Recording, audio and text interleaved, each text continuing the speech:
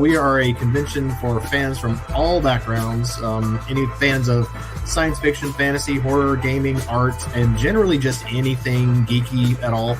That's been one of the fun parts, is expanding outside of like traditional fandom, and because we realize that like people have different kind of stuff they nerd out about, right? It could be history or science or fountain pens, whatever it is. The common thread is that there's a strong interest in something that you want to share with people. So that's the point of conventions in my book, but also Multiverse in particular, is let everybody get together in an environment where everybody feels welcomed and included, like genuinely included. And it happens every October, third weekend of every October. This year it's October 20th through 22nd in Atlanta, which I figure most people know. At the Westin Atlanta Perimeter North, all the stuff's at multiversecon.org. For this episode, we welcome indie filmmaker and author Angela Giddings and author Clint Hall. Plus, we'll be talking about the charity this year at Multiverse. So sit back, relax, grab your favorite drink, and join us as we put the spotlight on the Multiverse Convention with your host, Joe Compton.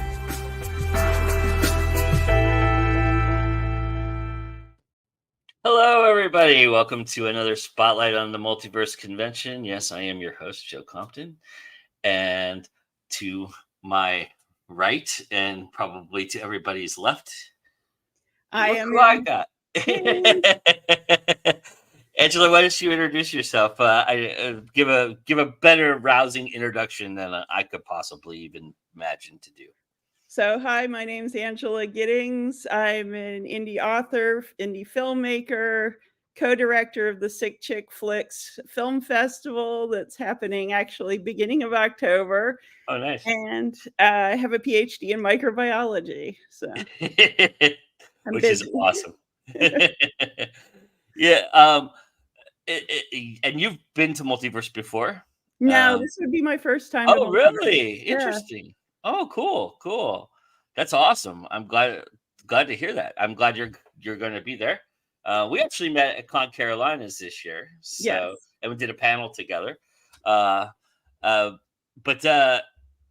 So, why Multiverse? What made you decide that you wanted to do Multiverse this year?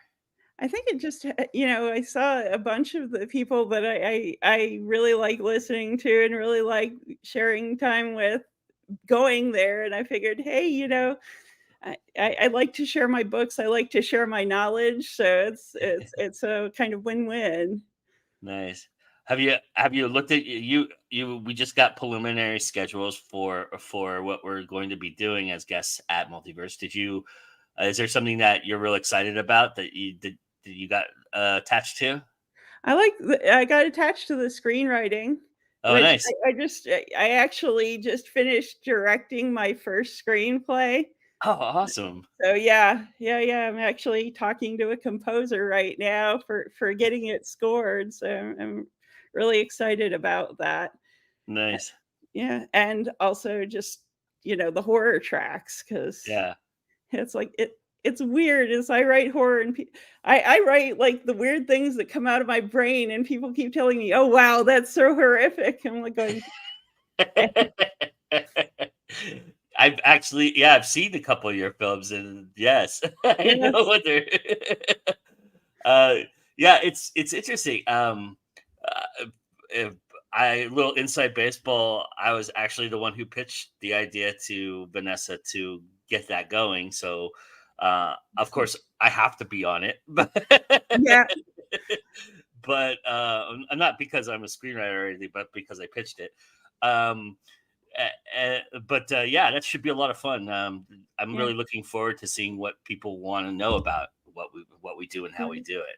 So I've actually written like 2 short screenplays, the one that I directed, and then a horror comedy. So I did a kind of classic horror and then a horror comedy, which is very different.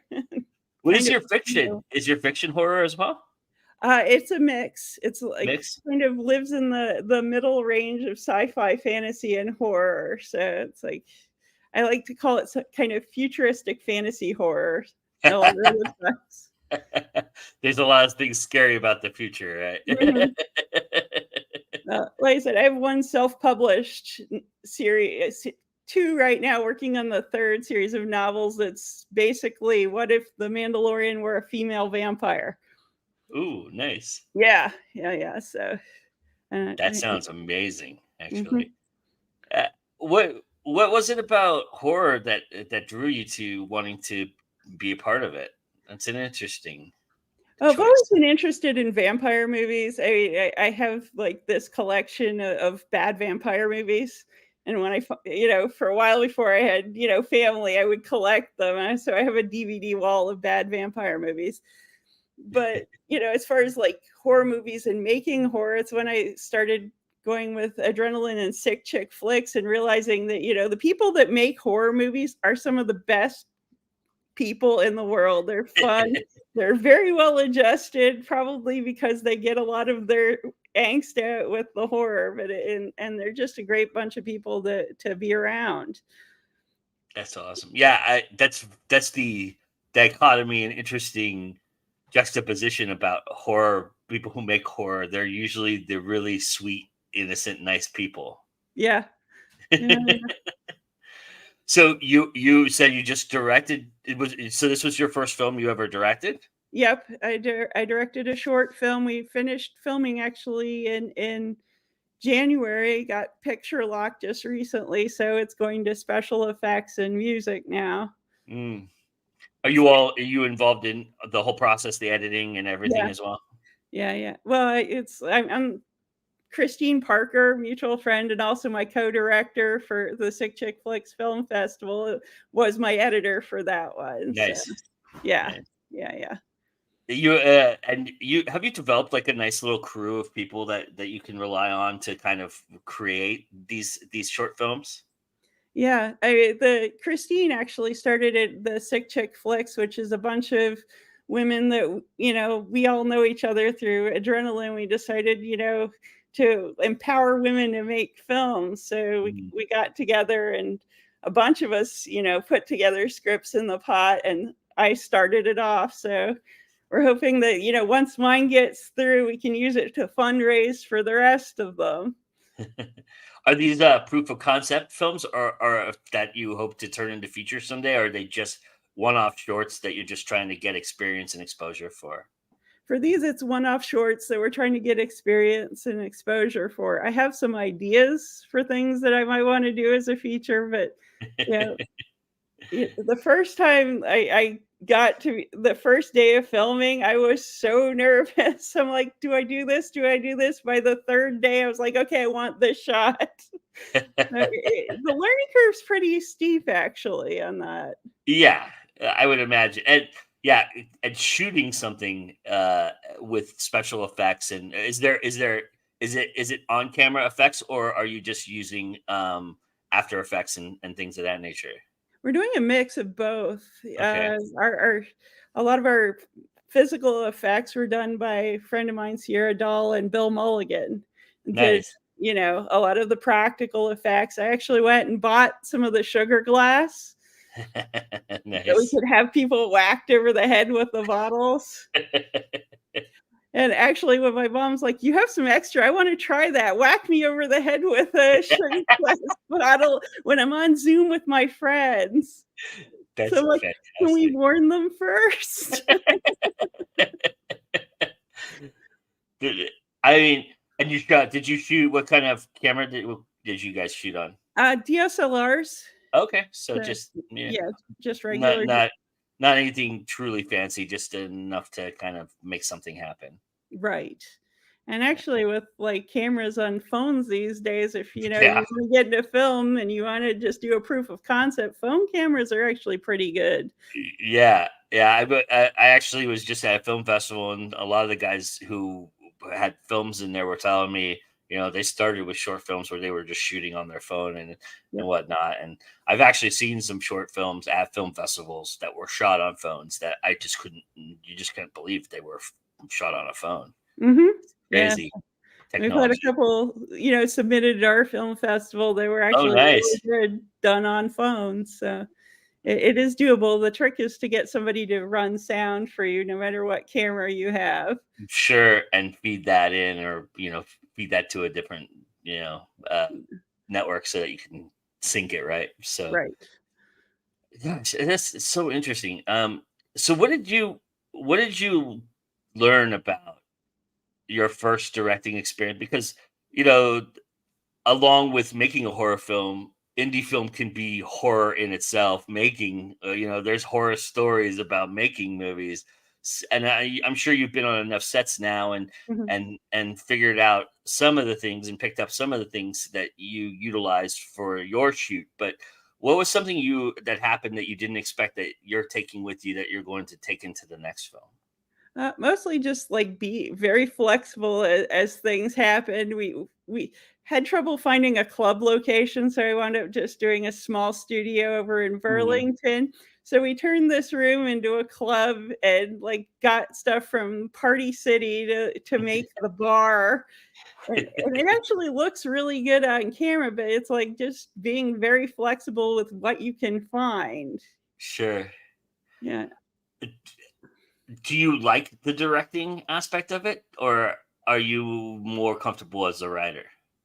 I like the directing aspect. I'm definitely more comfortable as a writer because 'cause I've done it more, Sure. but, like I said, there was a fairly steep learning curve. By the end of it, I'm like, "Okay, I think I could," Mm.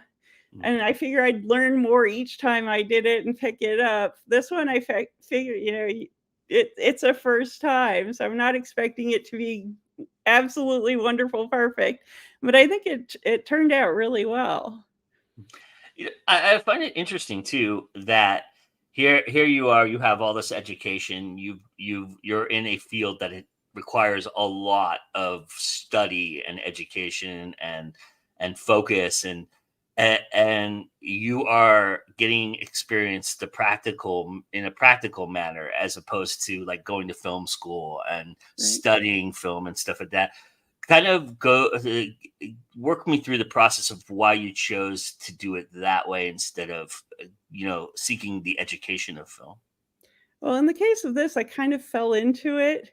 I went back in the day. I was playing, doing Japanese drumming, taiko drumming for a while with a group in Oh, Raleigh.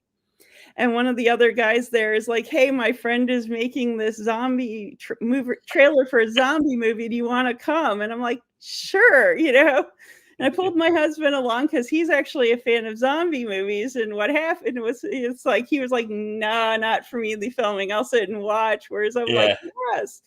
And I got pulled into that feature because it's like they're like, "How do you feel about rats?" And I'm like, "I'm cool with rats." It's like rats, snakes.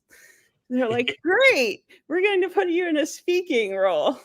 Oh, Yes. wow. So I actually got to be in a speaking role in that one. It's like The Fistful of Brains. So it was Mm. their zombie western from Adrenaline, which, funny story, got actually dubbed into Japanese. So achievement unlocked. I've been dubbed into Japanese. That is awesome. In the first film you've ever been involved in. Yep. That's pretty amazing. And from there, it's like I just, they're great people and fun to hang out with. And anytime they're like, "Hey, we need," I'm always there for sound or running camera or, Uh-huh. anything really, helping build sets because that's what, an indie film family is really. Right. It's like y'all help each other out. That's very awesome. You know, so you've also written novels and books and short stories and things of Right. that nature. And for somebody who doesn't understand the processes and the muscles that it uses to write something like that versus writing a screenplay, Right. what would you say is the major difference for you in tackling either in deciding what your story is going to be, whether it's going Mhm. to be a screenplay or a story or a novel, and then what the process is for you? That's a little is it different in any way? How do you approach writing a screenplay versus writing the novel? Oh, the first screenplay I ever actually wrote was from a short story that I'd written. I adapted it Me too. into a script. It was a little long for a script. It was too long for a short, not long enough for a Feature. feature, and so somebody suggested, well, maybe it could be a pilot for a TV show, and I'm like, yeah, maybe, but that one's never found a home. So I just, wrote it as an exercise and moved on. And I tend to write for what I need. So it's like, hey, I want to write a script. And the difference between writing a script is you don't need to really go into a lot of detail on your description, because the description, physical description, that depends on what actors you're getting. And, a lot of the information on a script is visual on this. So for me, it's like basic setting, basic mood, and dialogue, which is how I actually write normally. The description is the part that I go through after the initial run through and add back in on my other stories. Because I'm a person that goes from plot first. So the plot comes, then everything kind of, plot and character first, and then the description comes later. And actually, one of the things that really helped me with description was I got roped into being, at one point, the building wizard on a moo. And they're like, we need you to describe all these rooms. And I'm like going, okay. In England. So Wow. I'm sitting there doing my research for, okay, what does this place actually look like so I can describe it? Anita says that sounds cool. I'm assuming from the filming part that you were talking about earlier, but yeah. Yeah. So primarily, I mean, the things I've seen that you've done or worked, written, a lot of it's zombie based. I mean, which I'm fascinated by. And you said you have a thing about vampires too. Yes. So, I mean, is it? I mean, horror. People have a misconception that horror is easy to make, right? That's why people go into horror. I mean, there is a certain level that is true in, but to an extent, there's a lot that goes into even a 10-minute short, because you have the special effects, you have the makeup, you have setting things up, and then shooting wide and doing all the things you have to do. Doing all the different shots, do a high angle shot versus a low angle shot, master shot versus close up or hyper close up on something. Yeah. I feel like with horror too, because I've done a horror short and I've done like a drama short and a comedy, like tried to do a comedy feature, but really broke it into a couple shorts. And then I've worked on so many different genre films, but I feel like with horror, the cutaways are super important in making a horror film. Have you found that to be the case as well? Where between the different shots and things. Yeah, well, just like build suspense into it. Yeah, getting like the hand that's holding the bloody knife, and the bloody knife on the ground, and the eyes, the eyes, on yes, the eyes, yes. Or if you've got like a splatter moment, getting the teeth right into the neck, kind of thing, Yeah, and I find that fascinating because that's a lot of work, because then you have to set up the cameras, set up the lights, everything's a different scheme in that respect. So yeah, and like I said, I wrote the script, and then from the script, then I came up with a shot list based on what I did, and we didn't do all of them, but we did a good percentage of the shots that came to mind based on what was going on for the action. What do you think the final cut will be? How long? It's probably going to be about 8 minutes. Oh, nice. That's perfect. Yeah, it's like a perfect short film. And was that your plan? Was about 8 to 10 minutes? Yeah, we wanted to keep it under 10. Was the goal with it.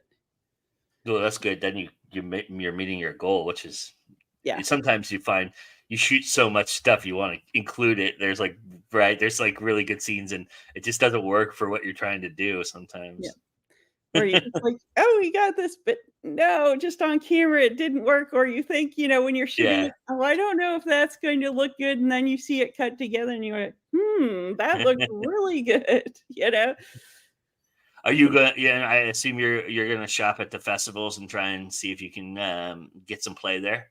Yeah, I am. Yeah, Nice. just put it out there and see what goes. Running a film festival. What have you learned about submission tactics that you have gathered from running a festival? Target it directly to what the festival is asking. I'm not going to submit this to a rom-com festival because they'll be like, yeah, no. Do people submit like Harlequin romances to you and stuff like that? Or We've gotten like drama, well, mundane it can't drama. be horror, You're right? watching and you're like, okay, is there going to be a werewolf in here somewhere? And you're like, okay, no. I Is mean, is it mostly short films? documentaries Oh, submitted, and it's like, no. yeah, unless they're like really scary documentaries Right, about exactly. the world, which most of them are. But I Yeah. mean, it's mostly short films, or do you guys include features in your film festival? We have we are showing one feature and the rest are short films. So I would that imagine the feature's been pre-chosen then. yeah. Yeah, Yeah, yeah. yeah. Yeah, we had 2 that were really close. So we're like, but we only have 1 day of showing things. It's 12 to 12. Okay. So, yeah. Ooh, nice. I Yes, like yes. that. Uh-huh. That's a long day, but that's a really for cinephiles like me. That's a real fun day. Yeah, and it's at the Varsity Theater in Chapel Hill, North Carolina, which is a really nice theater for horror. Nice. So Like it's like an older theater. mhm. Yeah, nice. I love that. We have a theater where I live here in Northern California where they have an organist that pops up in the Sweet. mid yeah during the Hitchcock ones. It's so fantastic. It's like Oh, that's yeah. watching old Hitchcock with an organist is just like so different and so unique and fun. That's cool. You know, given your education background, Mhm. I would imagine that one, you see a lot of things where you have vast knowledge in on Mhm. screen and in books.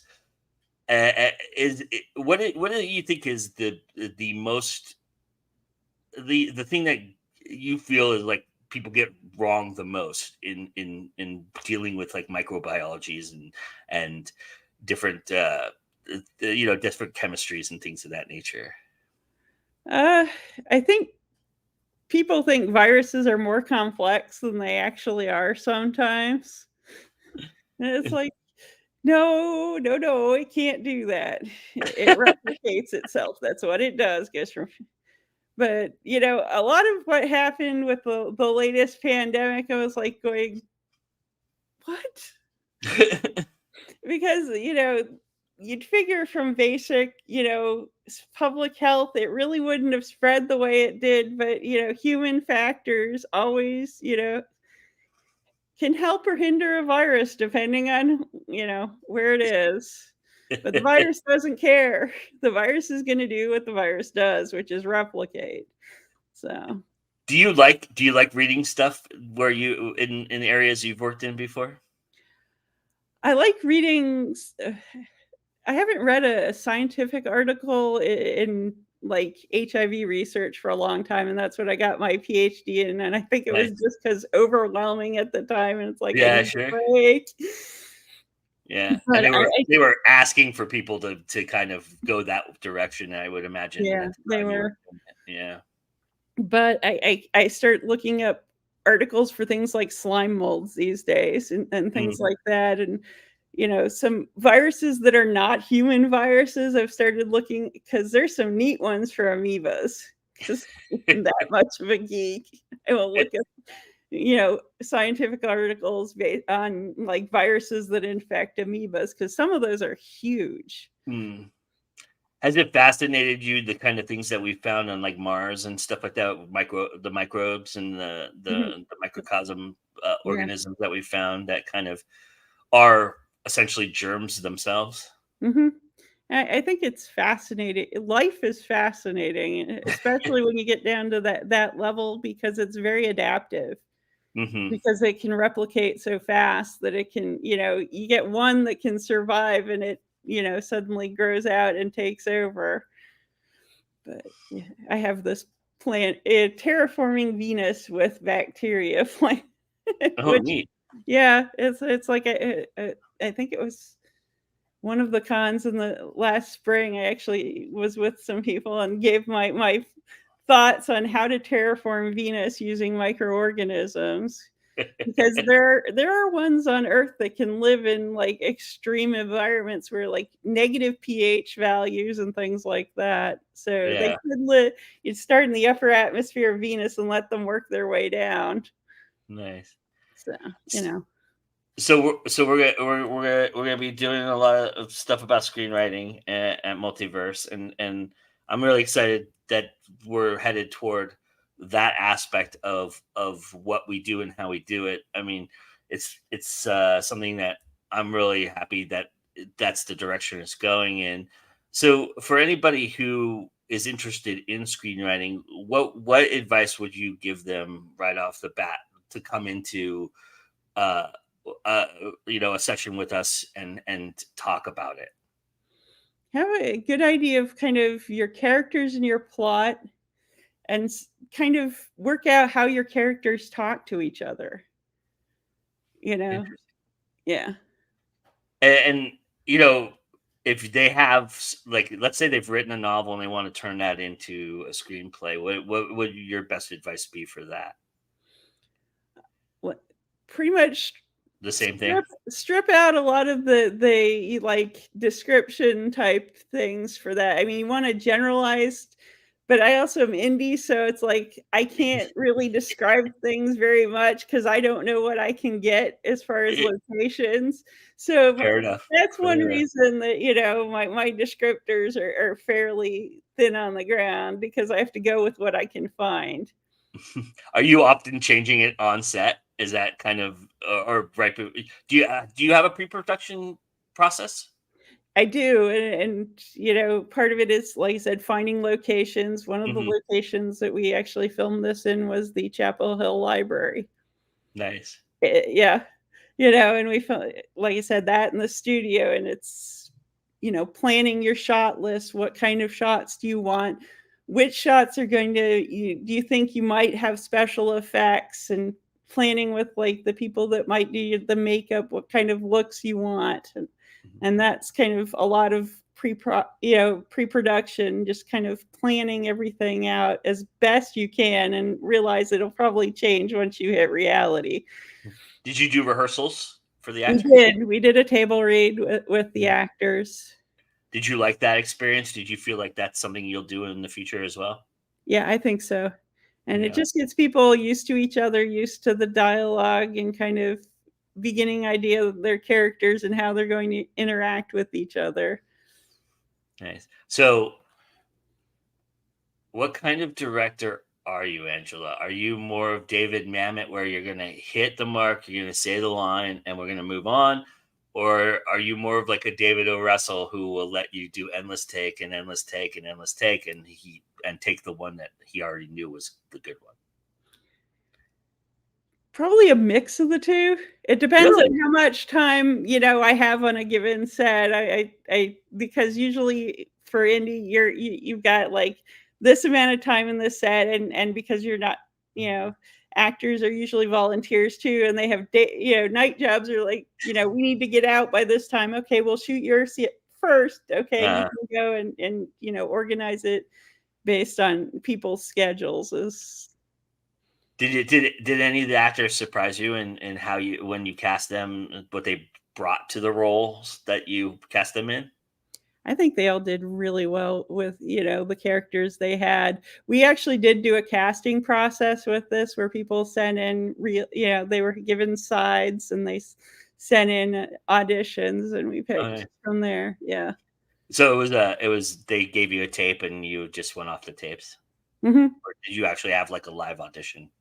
Well, this was right before COVID hit, so we got Right, the right. tapes, we got everything, and got got a bunch of actors, and then we couldn't film Yeah, for like a couple of years. That I feel that pain. Yeah, and actually, when we were our first filming, we were supposed to. I got COVID, and we couldn't film. Oh. So it's like, So do you have a date as to what you're aiming for that we might be able to, if we're, because there's a lot of people who we both mutually know that are right. in the area that you're in. So do you have a date as to when you might be screening the film or putting it out there? I know that it'll probably go to Con Carolinas. At least I'll submit it to Con Carolinas and a couple other con film festivals. Mm-hmm. And there might be some others, long shots, because you never know. My thought is, all they can do is reject you. Yeah. And if you don't submit it, you won't get in. Yeah. If you submit it, there's a chance you could get in. So it's like I've gotten a couple of jobs that way, actually. There's a good one. There's a good one by me. I'm a couple hours away from Sacramento, and Sacramento has a nice little horror film festival here. You should send me the. Yeah. Yeah, Also, yeah. I don't know if I think it just passed the last one, but next year's will Right. probably be already for submissions. I'll look it up on Film Freeway and see when they're doing that. So sounds good. But yeah, so awesome. Do you have anything coming out writing wise, like a book or anything very soon, or do you have something that just came out? I have a couple that are in consideration for things which I can't say, and All I'm right. working on the third novel of the series with my vampire mercenary, essentially. Nice. So I'm working on your the Mandalorian vampire. Yeah, my Mandalorian vampire. Awesome. Well, I really appreciate you taking the time to come talk to me. I really enjoyed doing a panel with you at Con Carolinas and talking to you about horror. That was a lot of fun, and I look forward to doing that in October. And I'll look for that film festival for you. So okay, thanks. And it was great being here. Thank you so much for having me. Yeah, tell everybody where they can find your work that you do have out there. So my work, you can find me on Amazon. The series that I have is the Dance of Ages series. The 2 books are Shadow into Light and A Shower of Embers. Nice. I also have a short story in the Brave New Worlds anthology From Zombies Need Brains. Nice. And the charity anthology for Crone Girls Press, A Woman Unbecoming. Yeah, your story is amazing in that. I really enjoyed that. All right, everybody. Well, we'll be right back with Clint Hall. And in the meantime, we have a show premiering tomorrow. It's the return of a fan favorite show that we do. Right up your alley, Angela. It's Words That Kill. And this is a little sneak preview for everybody watching. And then we'll be back with Clint. When you're writing scenes of killing off family, like children or parents or whoever, and do you consider their reactions? Do you tone things back? I mean, how do you go about that? I go full force. I don't hold back, because if I'm not crying on this end of the keyboard, then the person reading the book isn't going to be crying. If I'm okay with, hey, I'm just going to, knock this guy out and out he goes, then that means that the people reading the story won't feel that loss as well. I want the readers to feel the loss as much as I did killing them off. And if it doesn't mean anything to me, it's not going to mean anything to them. And that means that I haven't done my job as a writer. I haven't connected enough with the reader, because I don't just like secondary characters. I knock them out on a regular. Oh, okay, you're going to die. Bye. But main characters, if nobody feels the loss of that main character, if I don't feel the loss of that main character, then I haven't done my job to create a compelling character that somebody wants to feel for or will miss when they're gone. Oh, sounds very fascinating. I don't think that the gravity beam weapon would be very easy to counteract. Yeah, you can't counteract it. There's no counteracting it. You would have to disable the software. You would have to be a hacker. You have to get into software in order to, obstruct its ability. I go full force. I don't hold back, because if I'm not crying on this end of the keyboard, then the person reading the book isn't going to be crying. Basically, that's the Venn diagram here, the scale. But there is that reasonable doubt where you think, hang on a second, like, how are they going to get away with this? Okay, so these next 2 questions are just for fun, so you can answer them any way you want.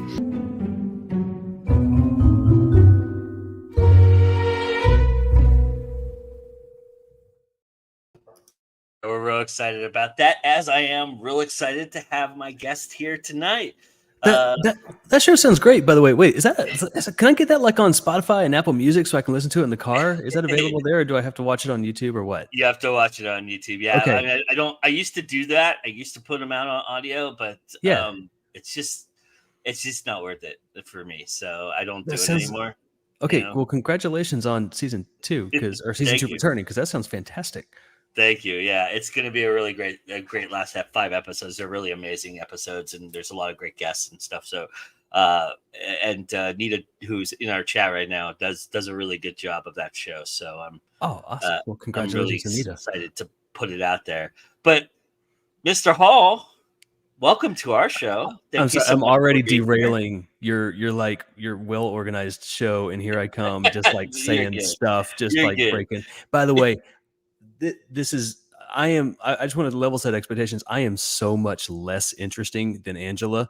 I cannot compete with terraforming Mars, like using bacteria, like paratroopers or whatever it was that So just Mandalorian vampires. Oh, Mandalorian female vampire. Right. Yeah, exactly. Yeah. I was just sitting there. I was like, oh, she should just go for the hour, and I'll just join the chat or something. But thank you for having me, Joe. Oh, absolutely. Tell everybody a little bit about yourself. Tell everybody what you write and how you write it.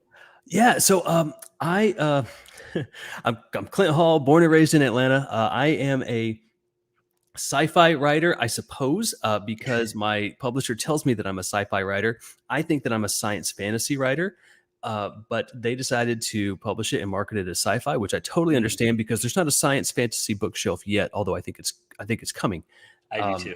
So right, it's getting really popular. It seems like a lot of us, I guess, we all kind of grew up absorbing the same things, and now we're starting to mash them all together. And genre itself is just kind of waning a little bit these days, anyway. Totally. Which makes a lot of sense. So I write sci-fi. We'll go with sci-fi for marketing purposes. We'll say sci-fi for now. But my debut novel is called Steel Fire. Oh, hold on. I'm not good at this yet. Steel Fire from the Gods, which is my debut novel releasing. Oh, wow. Thank you. Okay. Wow. Which releases on November 7th. And that is my debut, but I've been writing for about 10 years. Fantastic cover, by the way. Oh, so okay. I've been at writing for a long time. I've had a lot of ups and downs. I've had some close calls. I've had some offers that were really kind but weren't quite. Anita, yes, Children of Star Wars, perfect science fantasy. I totally agree. I've had some close calls with some publishers. I've had some very kind offers that weren't right for me. I've had a nightmare agent story. I've been through it with publishing, is basically what I'm trying to say. And I've heard like horror stories about your cover where authors would tell me, like, they would like kind of pull me aside and be like, I'm just not happy with my cover. And I didn't really have any say, because in most publishing contracts, like, they don't have to listen to me. Yeah. So when I got the email, now, one of the reasons I really trust the publisher that I went with, they're called Enclave Publishing. I trust them, entirely. But even still, like, when I got the email, I kind of like took a breath, and I was like, okay, there's probably going to be some things I like. There's probably going to be some things I don't like, whatever. And I clicked to open it, and I was like, it's perfect. Yeah. And I was just and I don't mind bragging about the cover, because I really can't take any credit for it at all. The artist's name is Kirk DuPont. He's amazing. I had him on my podcast right after the cover was revealed, and he's awesome guy. Won a ton of cover design awards, deservedly so. So thank you for saying that. Yeah, he did an amazing job with the cover. What's the story about? So the quick pitch is if Terminator learned magic and then used it against us. So basically, I knew that. I wanted you to say it. Right. Well, so okay. Hopefully I don't drone on too long here. Yeah. I write about my day job is I'm a marketing copywriter for a major tech company. I write about AI a lot.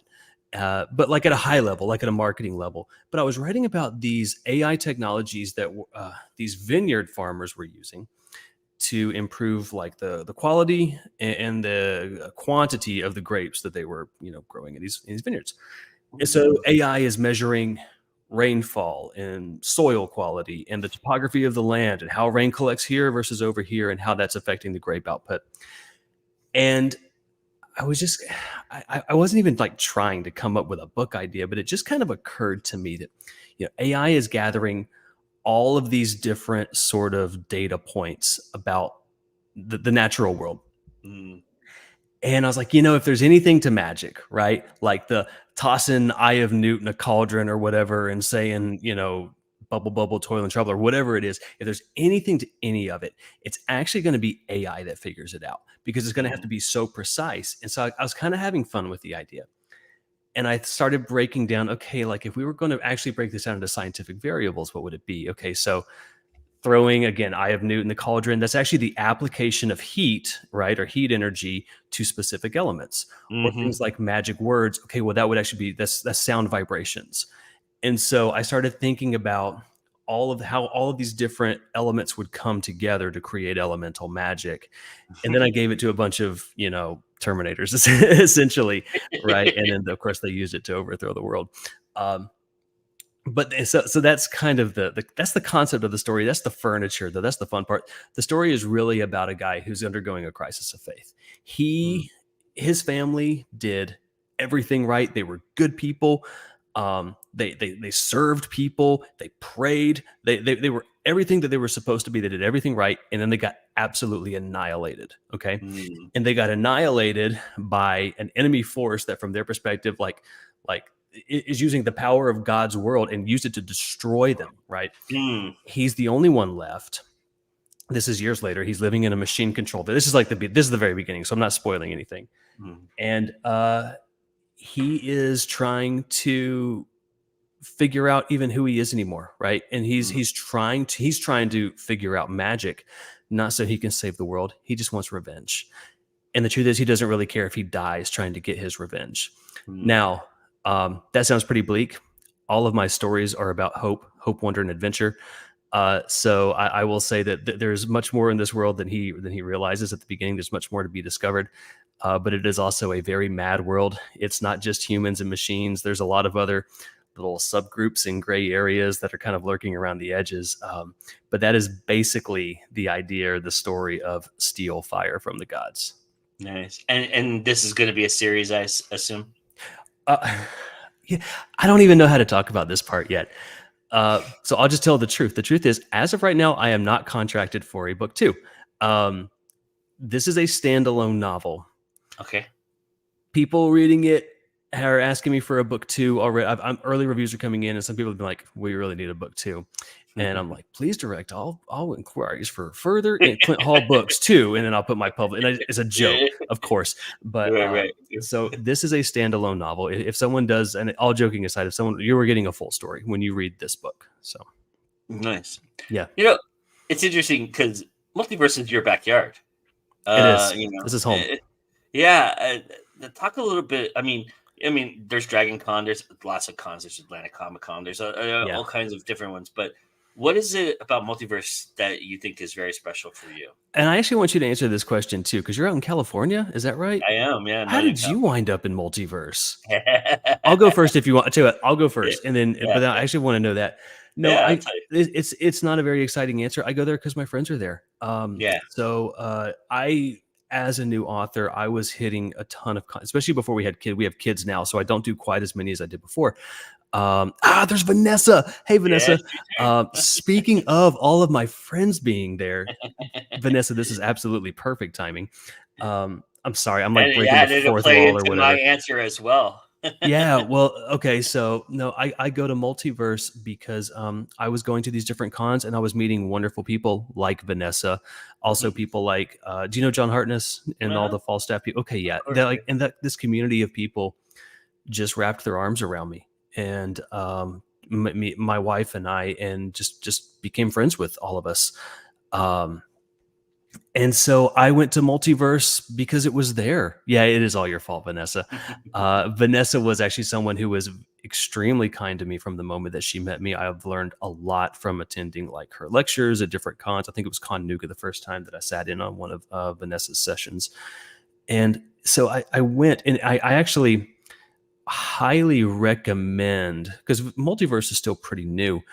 I always highly recommend for authors to look for newer cons, because a lot of times it's a great opportunity for you to sort of get in and connect with people. You know, Multiverse is a place where you, when he was a baby writer, yes, Multiverse is a place where you can not just say hi to a lot of great authors, but you can have a real conversation with them. Yeah. And the wonderful thing about this community is that these people genuinely want to help you.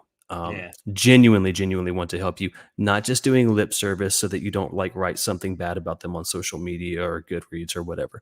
People who actually care about good stories and helping other people tell good stories, and also realize that's way more fun to do this together, especially writing novels. It's such a solitary thing.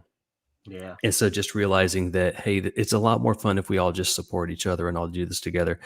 And Multiverse reflects that so well. So I mean, we missed a year because of the pandemic, but I've gone every year since it started. So how does it? So wait, do Vanessa's like she reaches all the way out to California and is pulling people in? That's what you're about to tell me. Yes, yes, indeed, sir. So how I got involved with Multiverse was, I met Vanessa.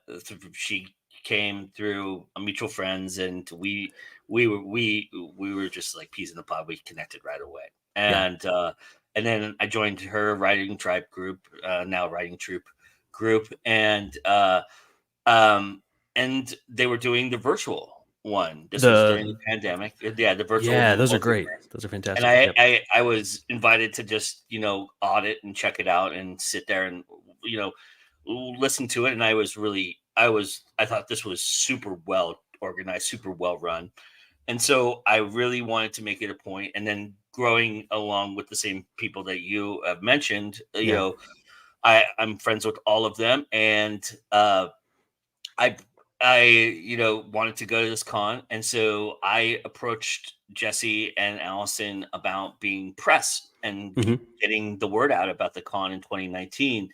And I sat down and interviewed them the day before the con happened, right, at the Multiverse. And then, and then just got a big hug from the family there. And I was in, and I've gone ever since. And that's how I got involved. So and once you're in, you're in. I mean, it's a place where you can be yourself, and it's a really unique experience.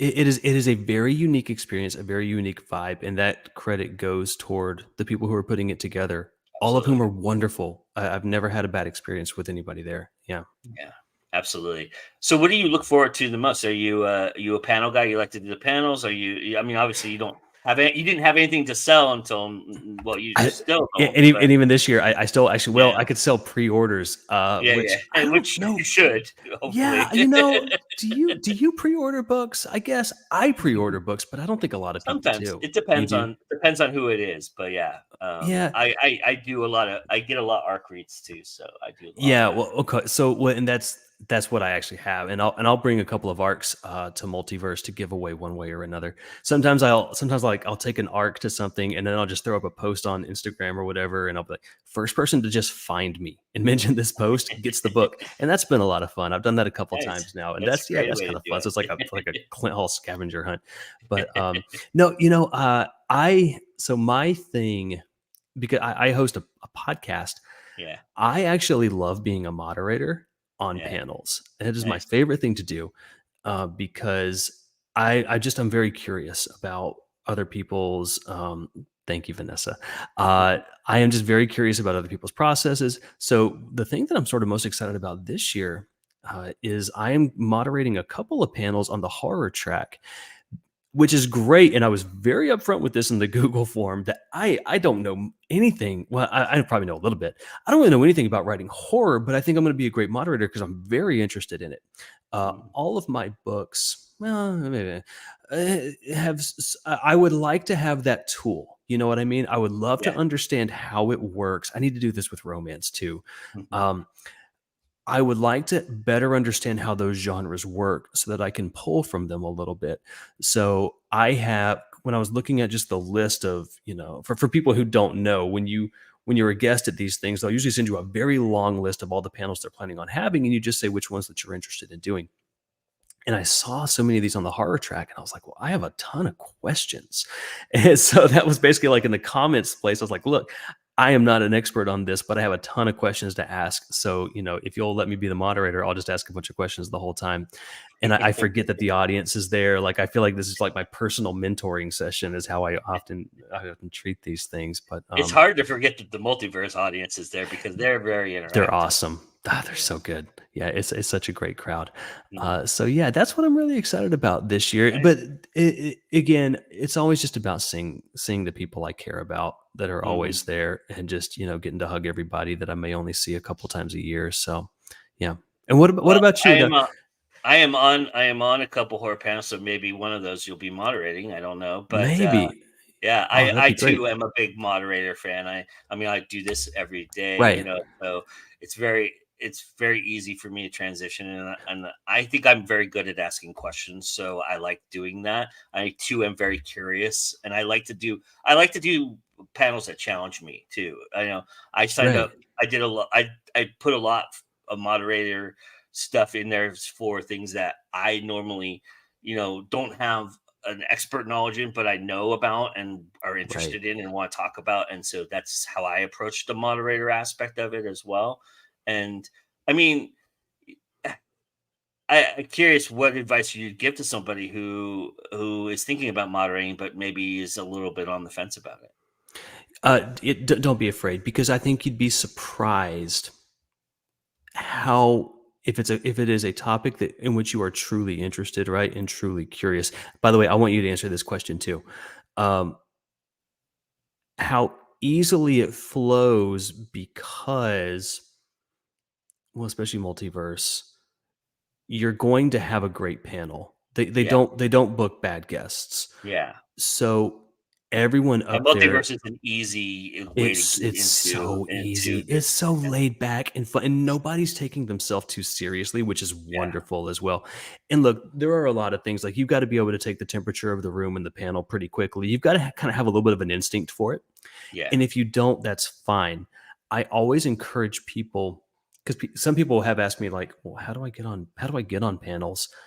If you think you kind of have that like sort of moderator thing, it is a great way to get on panels, because a lot of panelists don't want to do it. So when you're the person raising your hand saying, I'll moderate, I'll ask questions, that's a good way to get yourself on some panels. But yeah, that's kind of the thing that I would say is just sort of, you just have to kind of dive in and don't worry about it too much, because everyone up there also wants the panel to be great, as do all the people in the audience.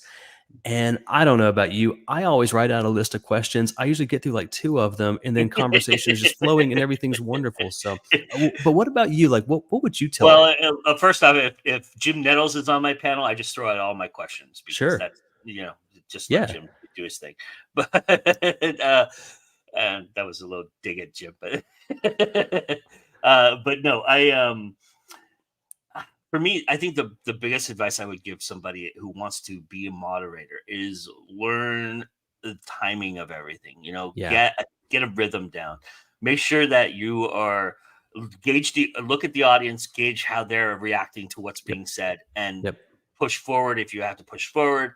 Don't be afraid to stop somebody, and be respectful. Be very cognitive of what is being said, and listen to what's being said, but you have to keep your eyes going all the time, and see what the audience is responding to. And if they feel, and if they're getting a little squirmy, that means they want to ask some questions, and make sure you get time to get questions in from the audience. That is one thing I do. As much as I like to let things just kind of flow and go, I do keep a close eye on the clock, right? And I'm like, okay, at this time, we're going to start asking questions. At this time, I have to make sure I give everyone on the panel an opportunity to promote whatever it is they're there to promote and tell people where to find them and all that kind of stuff too. Yeah, that stuff is very, it's very easy important. to get lost in that, but Totally. I think also, and I think you'll agree with this, is that you find a rhythm yourself, and you find you understand timing a lot better. I'm looking less and less at the clock these days than knowing exactly when I need to do something. I'm looking more toward the audience that gives me those cues, and the people talking that give me those cues. And so you just kind of develop that, and it's kind of instinctual at some point. I agree.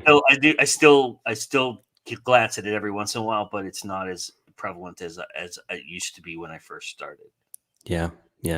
Have you ever had any like tough experiences? How do you have to? I've had to interrupt people a couple times. Never at Multiverse, but I've had to interrupt a couple people, and I am not good at that part. Like I do have I feel bad. I feel bad like having to like cut somebody off. Is that something you've had to do much? Yeah, it's tough. It is a hard thing to do. I have had to do it, but for the most part, I think what I like to do in that instance is let them punch themselves out a little bit, because when they do talk a little bit, then I find that they kind of realize that, hey, I kind of monopolized a lot of the time, and they'll be, especially in Multiverse, because we just have so many great intuitive people who understand how to be panelists, right? Well, they're all friends with each other. Yeah, exactly. Yeah, and I think that is something that is very important, and just be respectful. I mean, this is everybody's there to see them. You're just the guy, letting them talk. So, I find that I have questions that will lead them in the direction that I want it to go, but wherever it goes, I'm ready for wherever it goes. And if it's just a lot of back and forth, it's a lot of back and forth, and that's a great panel no matter what. People will remember that as much as they will remember anything. So they won't remember the questions you asked. They'll remember absolutely not. Said. So, and that's how I approach it. So, Clint's first year moderating at Multiverse, he asked a fun opening question of the panels he did. I'd love to hear you talk about that. But so I'm trying to remember. Vanessa, was that when I did like the superhero, supervillain names, the Star Wars names? I wonder if that's what she's talking about, because I had no idea what I was doing, and I went and had lunch with my wife before I went to the con, and I was like, I got nothing, and she was like, I don't know, if it was me, I'd probably like get everybody to come up with superhero or supervillain names for themselves and do that. So that is kind of what I did. Depending on the panel, and it's hilarious, because you'll think that this is such a random question, and then you'll immediately discover that everybody has thought about this a lot, because they have one like locked and loaded and ready to go. And then I would have specific ones. I was like, if you don't have one, I've already chosen one for you. So I've done that. I did that a little bit my first year. The other thing that I also like to do, and this is a little bit con dependent and panel dependent, I usually ask questions of the crowd first. I ask people, is it your first time at Multiverse? And if it's their first time at Multiverse, I'm like, hey, everybody clap for them. This is great. You're in the right place. Welcome. Nice. And then if it's a writer's track panel, I might just ask something like, hey, are we all writers? How many pre-published? How many one book? How many, that sort of thing. So that the panelists do have something of an idea. Yeah, exactly. So that the panelists have some idea of who they're talking to, right? Yeah. Or, are we all trying to go indie publishing, or are we going traditional publishing? Like that sort of thing. So I like to engage the crowd a little bit first, so that myself and the panelists know how we should be tailoring our answers and that sort of thing, so that it's, because everybody really does want whoever's in the audience to get the most out of it. Mm-hmm. Yeah, absolutely.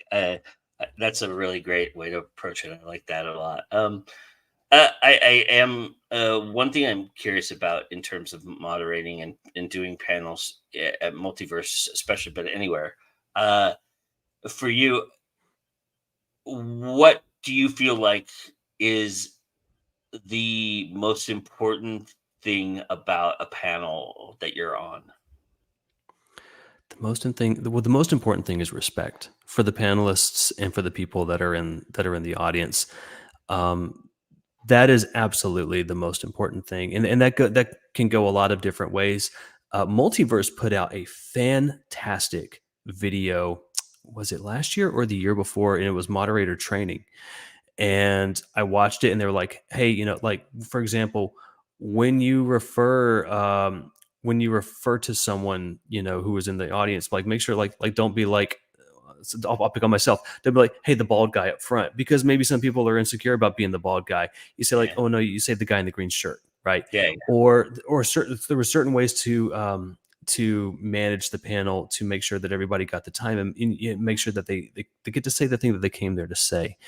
And that's a lot about respect, which I don't want to speak on behalf of Multiverse, but at least from my perspective, respect for everyone there is like one of the pillars that I think this con is built on. Absolutely. So I think that's the most like. What would you say? And I probably took a really good one by saying respect, but like, what would you respect is say? the one I would say is okay. The Yeah. Do you prep your guests prior to Multiverse, or do you like to go in there kind of with a little bit of an improv kind of idea? The truth is I haven't totally landed on that yet, so I normally do send out an email to the panelists ahead of time. Again, it kind of depends. So I was doing at a different writers conference called Realmakers in July, and I was doing a panel on book launches, and I had a big panel. It was 7 people, 8 if you counted me. And so what I did though, but in book launching is such a huge was it topic. an hour? Hopefully it was an hour. It was an hour. But I mean, of course it flew by. Of course. And my biggest thing is I was like, okay, everyone has at least one point they want to make. So I was working with them in these emails to make sure like, okay, when I ask this, I'm throwing it to you. This is your question, you know?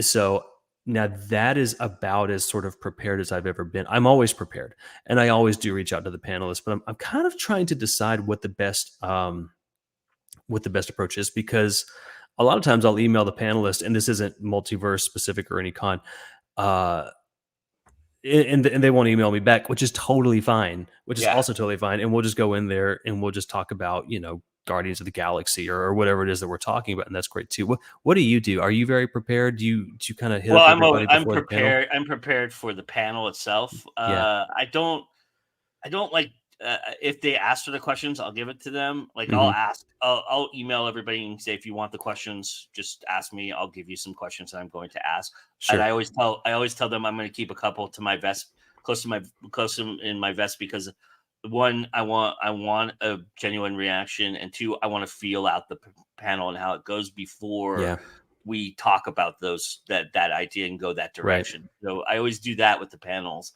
But I do email them and say hello and introduce myself usually. Right. If it's, but like I did a panel last year at Multiverse where it was everybody I knew on the panel. Of course. So, and they all know me, they all know what I do and how I do it. And they've been on my show and they've been on Going Now before. So I didn't have to do any of that for that. And I won't, so it really depends. If I don't know a lot of people on the panel, and they don't know me, then I'll reach out and usually feel out how they operate. But then if I know everybody, I'll just go with it, and I'll know exactly what's going to happen. So yeah. So it's so much fun. I love moderating. I've made so many friends moderating panels.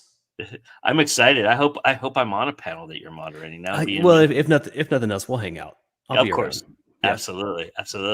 And I hope that you come back and see us again and do some stuff with Going Now. I love that. I have a feeling that I just made a really, really nice new friend. So I'm really excited about it. Absolutely. I don't know how we haven't run into each other at Multiverse. Yeah, it's very weird. You must not be going to karaoke, man, because that's where I was there last year. You know what? I missed last year because I was doing The Hill. I know. That's actually how Sarah Bond and I met. So it was. I love Sarah Bond. I love Sarah Bond. Oh, but man. it's very it's a very cool place to be. I'm excited about that. So yeah, hopefully we'll see each other at karaoke if you're going this year for sure. Well, I got to see the schedule because I Yeah, do me have too. I might have a night panel. I know I have some, so I'm not sure when, but Me yeah, too. But I love that's karaoke that's so the much. bummer about that stuff. But hey, look, I'd rather be wanted than Totally, so. totally, yeah, absolutely. All right. Well, Clint, thank you so much for being here and talking to me. I really appreciate it. Thanks for having me. Tell everybody where they can find out more about you and what you do and everything like that. Yeah, so the easiest way to find me is just clinthall.com, and links to all my social stuff is on there. I do have a podcast. It's called The Experience, Conversations with Creatives, and it's just that. I just have on creative people that I think are interesting. So that's musicians, directors, obviously a lot of authors, but I've also had on a chef, and I just had on a tattoo artist, which was fascinating to talk about tattoo culture and that kind of stuff. So link to that is on my website as well. For social media, I mostly do Instagram, and on there I'm just Clint Hall, and it's super easy to find. So yeah, anybody who is interested in connecting, just find me on those platforms. Awesome. All right, everybody. Well, before we take off, I wanted to mention this year's we have a charity that at Multiverse that is very important to one of the founders of Multiverse, actually, because he is, a part of the charity. So this is a really, really good one. This is a little taste of who they are and what they do, and how you can be involved in it this year. And then I'll be back to wrap up the show. And now, reason 1 to attend Multiverse. It is the supporting charities. For 2023, all charity proceeds will go to benefit one of our favorite charities, Backpack Buddies of Metro Atlanta. Since 2022, Backpack Buddies of Metro Atlanta has followed one single mission: to provide weekend meals to food insecure children across Metro Atlanta, to enhance their physical and mental health and their ability to learn. Approximately 1 in 6 school-aged children in the Metro Atlanta area rely on their school system for meals during the week, but do not have reliable sources of food over the weekends. Backpack Buddies of Metro Atlanta provides bags of food free of charge, enough to feed each child for a weekend, distributed each Friday at schools around the Metro Atlanta area. Our main fundraising event for 2023 is the Silent Charity Auction, where you can score some of the coolest, rare, and unique items while contributing directly to a great cause. The charity auction will be located in a dealer's room. Will be operating during Saturday, October 21st from 10 a.m. to 7 p.m. Signed books, gaming items, art, jewelry, or anything else. No donation is too big, too small, or too strange. If you have something you'd like to donate, there is a button on the website that you can click on that will help you get there. What are you waiting for? Join us today. Go to multiversecon.org and register to become a member of the Multiverse.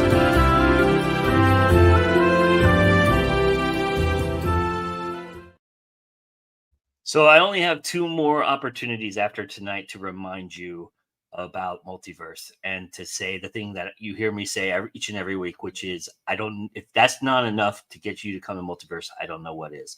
This is a fantastic show, talking to some fantastic people. As always, I really love doing this, and I'm really excited. Next week, we've got a really great show, and then you don't want to miss the season finale. It is going to be amazing. It's going to be an hour that I'm really, really looking forward to.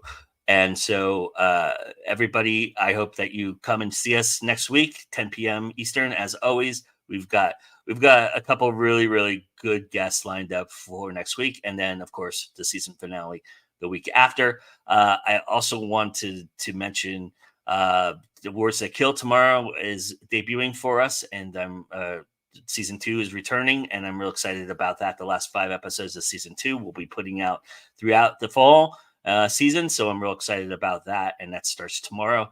And also on the 22nd, which is next week, next Friday, before the Spotlight to the Multiverse, I will be hosting a very special. I'll be reopening Joe's Bar from 7 to 9 p.m. Eastern, and hosting a very special episode where we will be celebrating our 1000th episode posted on YouTube. So I'm real excited about that. It's an amazing milestone. It's a milestone that YouTube has said is very important milestone. So I said, well, we've got to do a Joe's Bar then and hang out with the people that have helped me get to that point. I could not do this alone, and you know who you are, and I'm real excited to have you and talk to you and just hang out with you for a couple hours and celebrate that momentous occasion. And like I said, get to Multiverse. You still got time. You can still get there. If you're in the Georgia area or anywhere in the South, you should be please do. We want to see you there.